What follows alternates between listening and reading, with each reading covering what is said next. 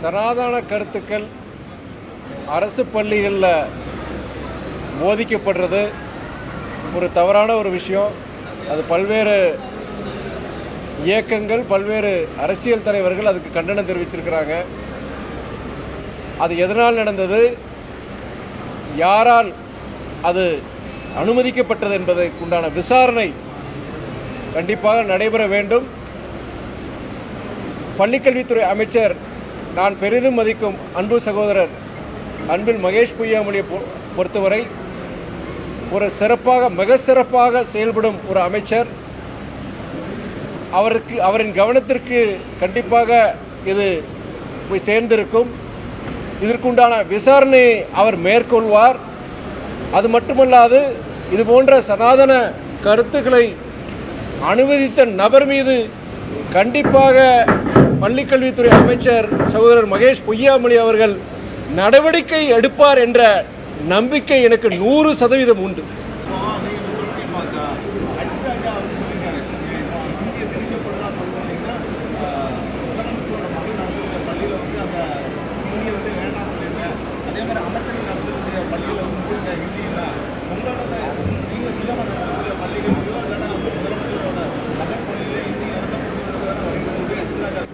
அண்ணன் எச்.ராஜா பொறுத்த வரைக்கும் அவரை பற்றி நான் சொல்ல தேவையில்லை. நான் மதிக்கக்கூடிய ஒரு நபர் தான். அவர் சார்ந்த சித்தாந்தங்கள், அந்த சார்ந்த இயக்கத்துக்கு ரொம்ப விசுவாசமானவர்.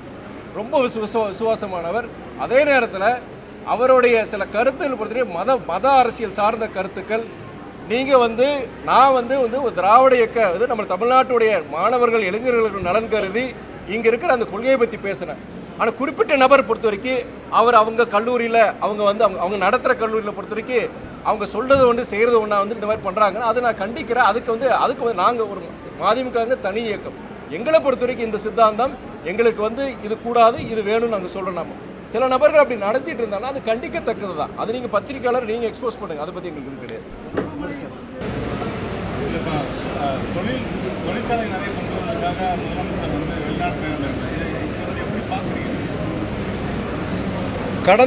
கடந்த காலத்திலும் கூட ஆட்சி பொறுப்புக்கு வந்தது பின் ஜப்பான், ஸ்பெயின்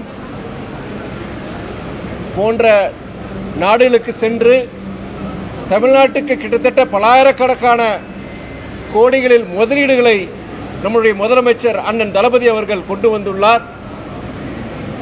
சென்னையில் குளோபல் இன்வெஸ்டர்ஸ் மீட், உலக முதலீட்டாளர்களின் சந்திப்பு மாநாடு அது நடைபெற்று கிட்டத்தட்ட 10 லட்சம் கோடி முதலீடுகள் கொண்டு வரப்பட்டன. அதில் கிட்டத்தட்ட ஒரு 30 விழுக்காடு இன்று செயல்பாட்டுக்கு வந்ததாக எனக்கு தகவல் வந்தது.